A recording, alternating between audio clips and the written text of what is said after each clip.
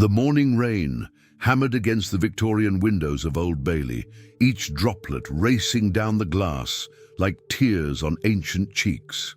Victoria Blackwood stood in the robbing room, methodically adjusting her court wig, her reflection revealing that practiced smile, the one that had become her signature in 20 years of prosecuting London's most hardened criminals.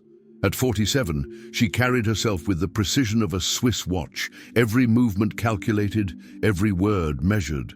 Another slam dunk, Victoria. Her colleague, James Hartley, peered around the corner, his younger face still carrying the optimism she'd long since traded for certainty. "There are no slam dunks, James," she replied, though her smile widened slightly. "Only properly prepared cases."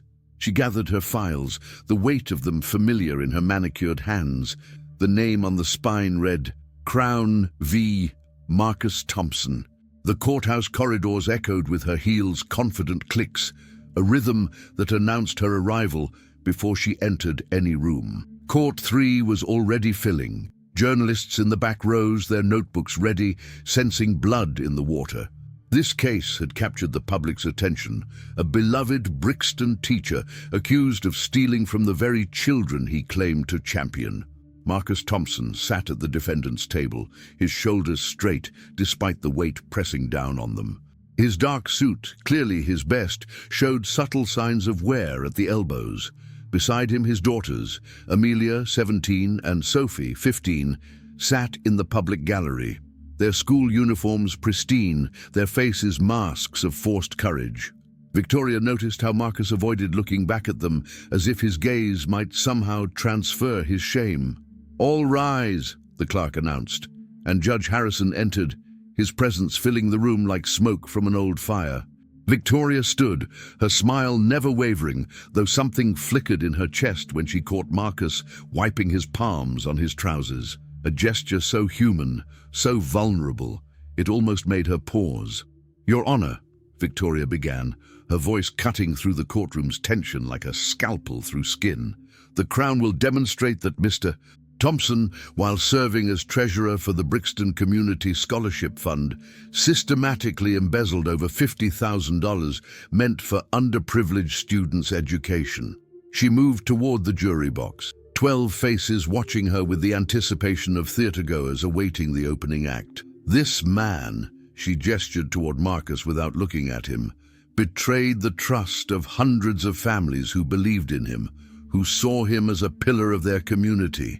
To Marcus's defense lawyer, Sarah Chen, a legal aid attorney with tired eyes but fierce determination, stood to object. "Your Honor, these are allegations, not facts." Judge Harrison nodded.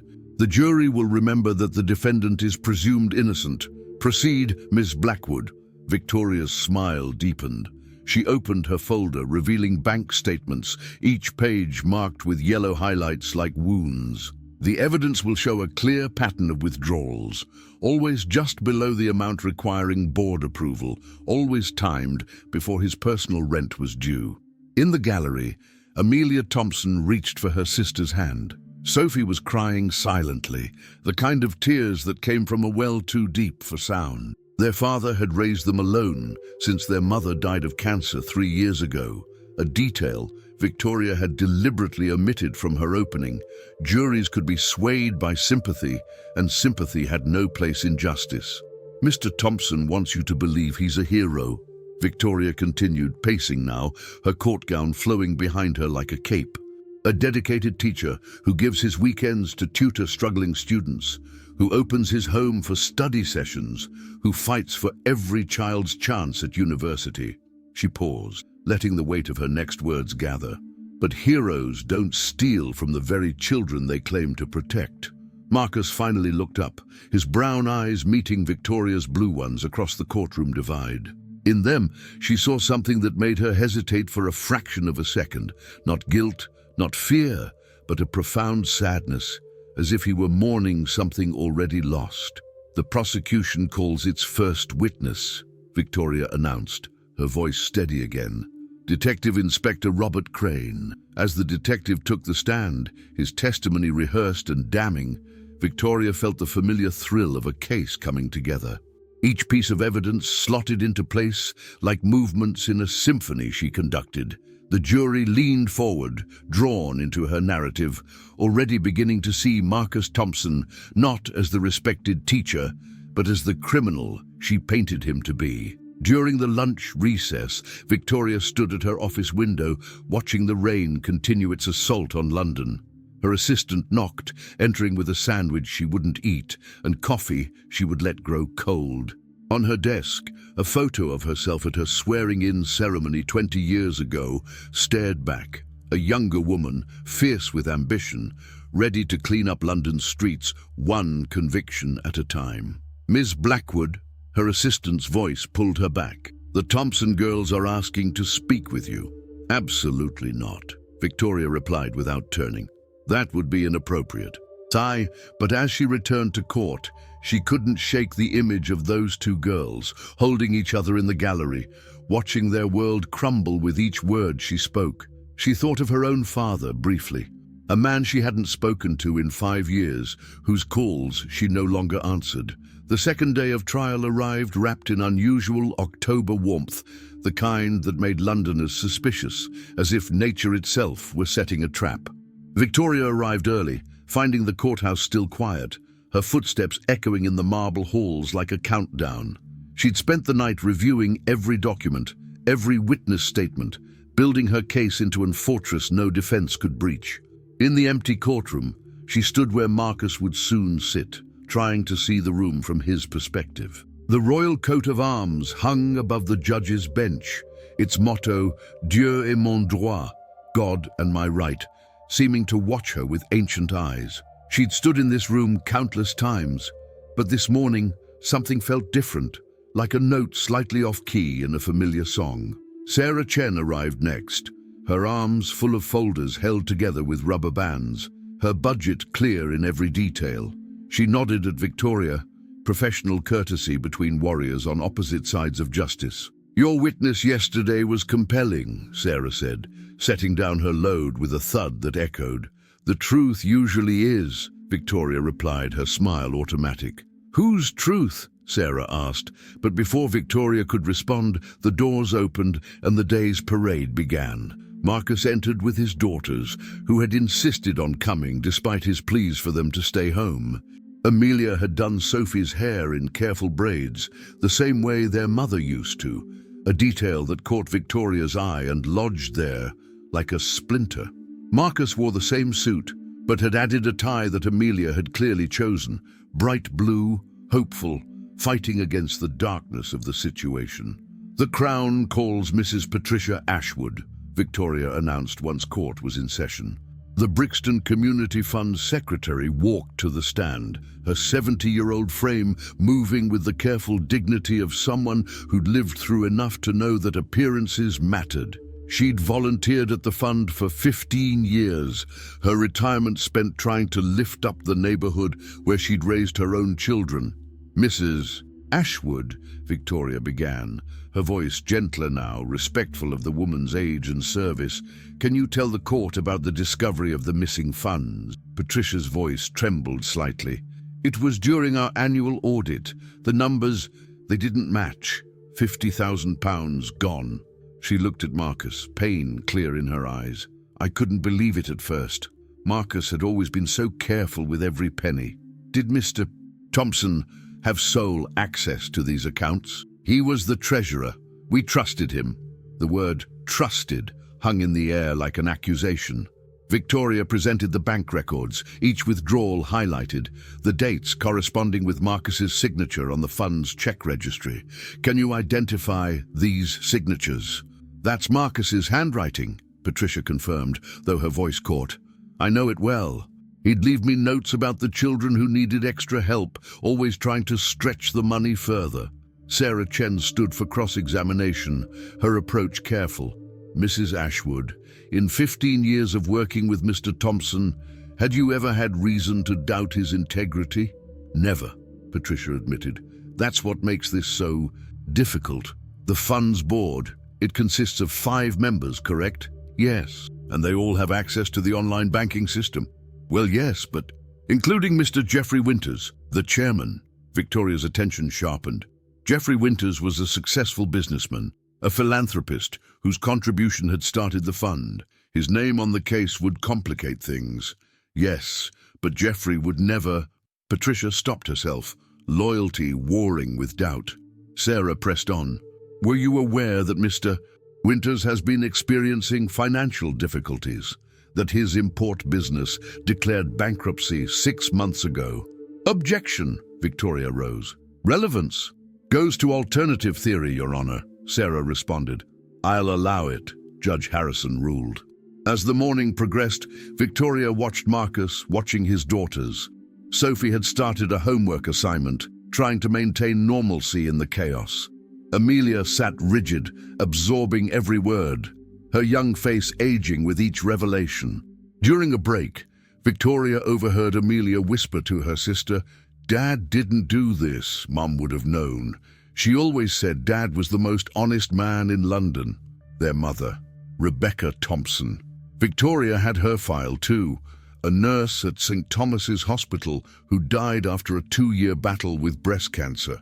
The medical bills had been substantial, even with NHS coverage. Private treatments, experimental drugs not covered, the desperate attempts of a family trying to buy time. Victoria had considered introducing this as motive, but decided it was too sympathetic. The afternoon brought Marcus's colleague David Okonkwo to the stand. A mathematics teacher at the same school, he'd known Marcus for 12 years. Marcus tutored my own son, David testified, his Nigerian accent thick with emotion. Refused payment, said education was a gift that should be passed forward. But people in financial distress can act out of character, can't they? Victoria suggested, her smile sympathetic but her words sharp. I suppose, David conceded. But Marcus, during his wife's illness, the school offered him a loan. He refused, said he wouldn't borrow what he couldn't repay. In her peripheral vision, Victoria caught Judge Harrison making a note. She knew that look. He was beginning to form an opinion. She needed to regain control. Mr. Okonkwo, were you aware that Mr. Thompson had been taking money from the fund? I don't believe he did. That wasn't my question. Were you aware? David hesitated. No. So if he did take it, he hid it from you, his close friend? If he did, yes. Thank you, Victoria smiled, the expression not reaching her eyes. As the day wound down, Victoria felt the familiar satisfaction of a case building toward conviction. But something nagged at her, like a song she couldn't quite remember. During Sarah's redirect of David, a detail emerged that made Victoria's pen stop moving. Mr. Okonkwo, you mentioned Marcus refused a loan during his wife's illness. Do you know how he managed the medical expenses? He sold everything, David replied. Their car, Rebecca's jewelry, even tried to sell his father's watch, but Rebecca wouldn't let him, said some things were worth more than money. That night, Victoria stayed late in her office, the city lights casting long shadows across her desk. She pulled up Marcus Thompson's financial records again. The third day dawned grey and oppressive, matching the mood in Court 3 as the prosecution's case reached its crescendo. Victoria had worn her sharpest suit, charcoal with subtle pinstripes, armor for what she knew would be a decisive day. But as she prepared her notes, her hand trembled slightly. Fatigue, she told herself, from another sleepless night spent perfecting her strategy. Marcus looked worse each day, the stress carving deeper lines around his eyes. His daughters had stopped coming after Sophie had a panic attack during yesterday's testimony. Amelia stayed home to care for her, leaving Marcus truly alone in the defendant's chair. Victoria told herself this was better. The jury wouldn't be swayed by the sight of crying children. The Crown calls Mr. Jeffrey Winters, Victoria announced, and the courtroom stirred with interest. Winters entered with the confidence of old money, his Savile Row suit impeccable despite his recent bankruptcy. At 63, he still commanded attention, his silver hair and sharp features giving him an air of distinction that poverty couldn't diminish. Mr. Winters, Victoria began, maintaining professional distance despite knowing Jeffrey from various legal charity functions. As chairman of the Brixton Community Fund, you oversee all financial operations? I did, yes. Jeffrey replied, his voice cultured, each word carefully chosen. Though I trusted my board members with day-to-day operations, one can't micromanage charity work. When did you first notice the discrepancies? During our quarterly review. I immediately called for a full audit. His eyes never left Victoria's, steady and controlled, and that audit revealed systematic withdrawals over 18 months, always just under $3,000, the amount requiring full board approval. Clever, really. He glanced at Marcus with what seemed like disappointment. I never thought Marcus capable of such deception. Sarah Chen stood for cross-examination, her exhaustion visible, but her determination unwavering. Mr. Winters, your import business, Winters Global Trading, declared bankruptcy 6 months ago, correct? Unfortunately, yes. The pandemic destroyed our supply chains. Debts of over £3 million. The nature of international trade involves substantial figures. Did you ever borrow from the fund to cover personal expenses? Jeffrey's composure cracked slightly. Absolutely not. But you had access to the accounts? As did all board members. Sarah produced a document. This is a bank statement from the fund's account, showing a $50,000 transfer to an account in the Cayman Islands, dated 3 months ago. Can you explain this? Victoria stood immediately. Objection. This document hasn't been properly introduced. Judge Harrison examined the paper. Ms. Chen, where did this come from? It was provided anonymously to my office yesterday evening, Your Honor. We've verified its authenticity with the bank. The courtroom erupted in whispers. Victoria's mind raced. She hadn't seen this document. Her smile remained, but underneath, something shifted like tectonic plates before an earthquake. I'll allow it. Subject to verification, Judge Harrison ruled. Jeffrey's face had gone pale. That transfer was an investment for the fund's future. An investment in an account bearing your wife's maiden name? Sarah pressed. The revelation hung in the air like smoke from a fired gun. Victoria watched her carefully constructed case begin to fracture. She needed to regain control, but for the first time in years, she wasn't sure how. During the lunch recess, Victoria cornered the lead investigator, D.I. Crane, in the courthouse cafe. Why wasn't I told about the Cayman account? Crane shifted uncomfortably. We were told to focus on Thompson. Direct orders from above. The Winters connection was deemed irrelevant. Irrelevant. By whom? Chief Superintendent Morrison. Said Winters was cleared early in the investigation. Morrison, who attended the same club as Jeffrey Winters, who'd been at Jeffrey's wedding 20 years ago. Victoria felt the ground shifting beneath her feet. She'd built her case on evidence provided by a compromised investigation. The afternoon session brought Marcus Thompson to the stand for the first time. Sarah's questioning was gentle, allowing Marcus to tell his story in his own words. His voice, deep and measured, filled the courtroom with a dignity that transcended his circumstances. I've been teaching for 22 years, Marcus began, 15 at Brixton Secondary. These aren't just students to me. They're the future of our community. The scholarship fund was meant to give them chances I never had. Tell us about your involvement with the fund, Sarah prompted. I volunteered as treasurer because I'm good with numbers. My wife used to joke that I could make a pound stretch into 2. His voice caught at the mention of Rebecca. After she died, the work became even more important. It was a way to honor her belief that education could change everything. Victoria rose for cross-examination, her smile sharp as a blade. Mr. Thompson, you had sole responsibility for the fund's day-to-day finances. Yes? You made the withdrawals in question? Marcus hesitated. The withdrawals were made, but please answer yes or no. Did you make withdrawals from the fund? Yes, but thank you. Victoria turned to the jury, letting his admission hang. You were in financial distress after your wife's death? We had debts, yes. Medical debts totaling over $30,000. Yes.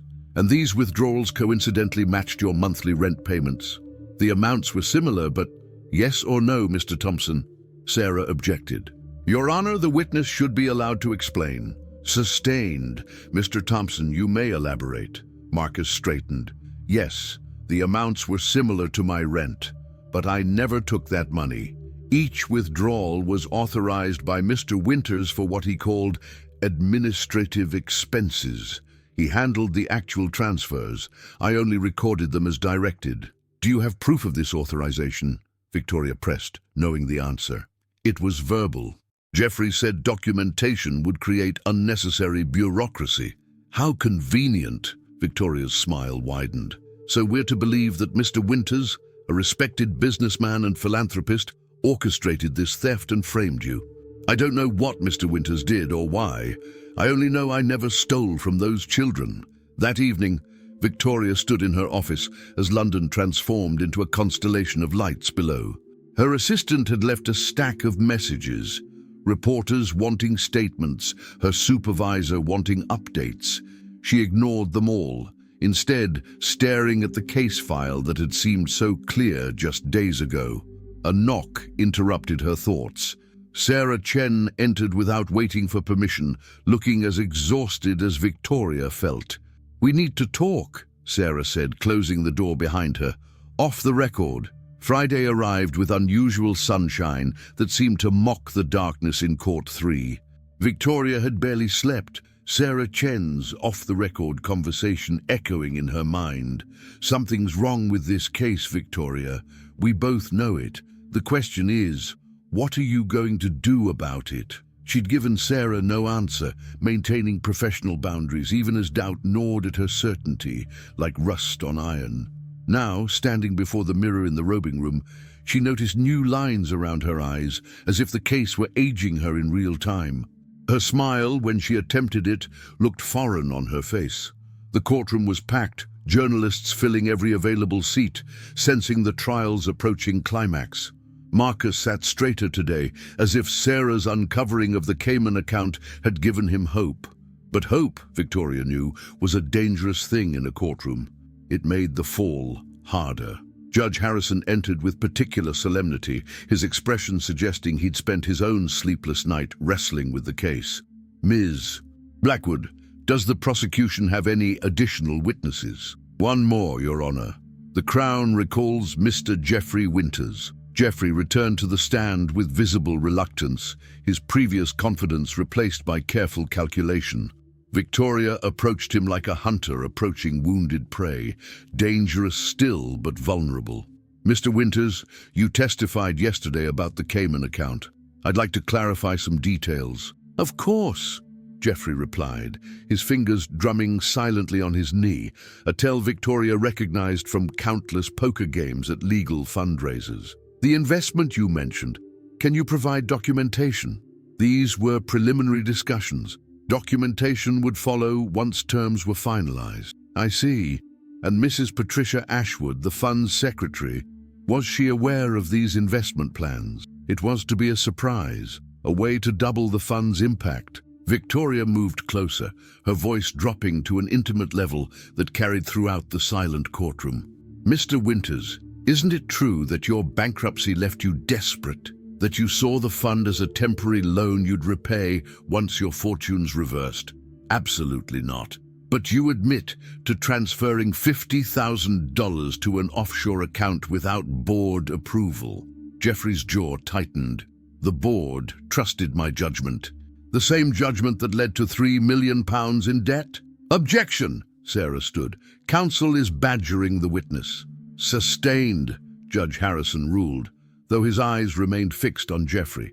Victoria retreated, but the damage was done. The jury had seen Jeffrey's facade crack, yet something felt hollow about the victory. She was destroying Jeffrey to save her case, but Marcus still sat in the defendant's chair, still faced conviction for crimes that seemed increasingly nebulous. During the afternoon session, Sarah presented her final witnesses, character witnesses for Marcus, including 3 former students who'd received scholarships from the fund. Their testimony was emotional, powerful, painting Marcus as a man who'd given everything to his community. But character witnesses rarely swayed juries faced with financial evidence. As the day drew to a close, Judge Harrison addressed both counsels. "Closing arguments Monday morning. I trust both sides will use the weekend to prepare thoroughly." His gaze lingered on Victoria, and she wondered if he too sensed the rot beneath the prosecution's polished surface. Victoria returned to her office as darkness fell, finding a plain white envelope on her desk, her name written in careful block letters. No postmark, no return address. It had been hand-delivered. Inside, a single sheet of paper that would shatter everything she thought she knew. Ms. Blackwood, the truth has a way of surfacing, even when powerful men try to bury it. Marcus Thompson is innocent. The real theft goes deeper than £50,000. It reaches into the very heart of the justice system you serve. Jeffrey Winters didn't act alone. Chief Superintendent Morrison, Deputy Mayor Harrison, the judge's brother, and 3 other prominent figures have been siphoning funds from various charities for 2 years. The Brixton Fund was just one source. Marcus was chosen as a scapegoat because he had access but no power to fight back. The evidence is hidden in Morrison's office safe: account numbers, transfer records, correspondence planning Marcus's frame-up. They chose you to prosecute because your reputation would make the conviction unquestionable. Your perfect record would silence any doubts. You have 48 hours before they move the evidence. After that, an innocent man goes to prison, and the guilty continue stealing from London's most vulnerable. Someone who still believes in justice. Victoria read the letter 3 times, her hands trembling more with each pass. Her first instinct was to dismiss it. Anonymous letters were often the desperate acts of guilty parties, but the specific details, the names, the timeline, it fit with what Sarah had uncovered about the Cayman account. She thought of Marcus's daughters, of Sophie's tears, and Amelia's fierce loyalty to her father. She thought of her own father, whom she'd cut off for a corruption scandal she'd never allowed him to explain. She thought of 20 years of convictions, of her perfect record, of the judgeship waiting for her after this triumph. Her phone rang. Chief Superintendent Morrison. Victoria, excellent work this week. The Home Office is watching this case closely. Your future's never looked brighter. Thank you, sir, she managed, the letter burning in her hand. Winters called me, complaining about your aggressive questioning. Don't let his connections concern you. Marcus Thompson is guilty, and you're going to prove it. That's what you do best. After he hung up, Victoria sat in the darkness of her office, London glittering below like a circuit board of possibilities. She could destroy the letter, proceed with closing arguments, secure another conviction. Or she could investigate, risk everything she'd built on an anonymous accusation. She thought of her younger self, the idealistic lawyer who'd sworn to serve justice above all else. When had that woman disappeared? When had the smile become more important than the truth? Her phone buzzed with a text from an unknown number. Check Morrison's calendar for tomorrow night. Private club. Evidence will be discussed. Victoria made her decision. She called Sarah Chen. Can you meet me? Victoria asked without preamble. It's nearly midnight. This can't wait. And Sarah, bring a recording device. As she waited for Sarah, Victoria looked at the photo on her desk. Her swearing-in ceremony, that young woman so certain of right and wrong. Perhaps it wasn't too late to find her again. Perhaps redemption came not from perfect records, but from imperfect choices made in service of truth. The letter lay on her desk like a gauntlet thrown down by fate itself. Monday's closing arguments would either be the end of Marcus Thompson or the end of Victoria Blackwood, as London knew her. Either way, nothing would ever be the same. Investment strategy gone wrong. Jeffrey takes a minor hit to his reputation. Nothing criminal sticks. Victoria's heart thundered as the recording captured every damning word. Jeffrey's voice cracked with bitterness. Minor hit. My reputation is already in ruins. Which is why you'll receive your payment and disappear to Switzerland, Morrison replied, his tone cold as winter steel. Just as we agreed. The device recorded it all. The conspiracy laid bare, an innocent man's life being bartered like chips in a game. But as Victoria leaned closer, desperate to catch every word, the ancient floor betrayed her with a sharp creak. The voices inside fell silent instantly. She retreated smoothly to the main lounge, years of courtroom performance serving her now. She'd barely settled into a leather chair when Morrison emerged, his predator's eyes scanning the room, their gazes locked briefly. Victoria raised her gin in a casual toast, her practiced smile flawless. He nodded curtly and moved on, but she caught the flicker of suspicion in his eyes. That night, Victoria became a woman possessed. She made multiple copies of the recording, scattering them like seeds of truth across London. One to her estranged father, another to a journalist whose integrity had survived decades of pressure, a third in a safety deposit box. As dawn painted the Thames golden, she stood at her window, her reflection showing a woman transformed. 20 years of perfect convictions, of that unwavering smile, of choosing victory over truth. It all led to this moment. Tomorrow would bring either redemption or ruin. Morrison would fight with all his corrupt power. Her career would likely crumble. But as the city stirred to life below, Victoria felt something she'd forgotten existed. The fierce, clean burn of doing what was right, no matter the cost. Monday dawned crisp and bright, as if nature itself demanded clarity for what was to come. Victoria entered Old Bailey's ancient halls, carrying the recording device like a sacred relic. Her hands trembled not with fear, but with the weight of destiny. Marcus Thompson sat between his daughters, their presence a testament to love that no false accusation could break. Amelia's fierce young face showed the premature wisdom of a child forced to grow up too fast. Sophie clutched her father's hand as if her grip alone could anchor him to freedom. When Victoria's eyes met Amelia's, something passed between them, a promise that today, finally, truth would speak louder than power. "All rise," the clerk's voice echoed through history. Judge Harrison entered in his scarlet robes, carrying centuries of British justice on his shoulders, unaware that corruption had rotted the very foundations beneath his bench. Victoria stood slowly, deliberately. The famous smile that had terrorized defendants for 2 decades was gone, replaced by something raw and real, the face of a woman about to destroy herself to save another. "Your Honor," her voice rang clear, despite the emotion threatening to overwhelm her, "before closing arguments, I must address evidence that destroys this entire prosecution.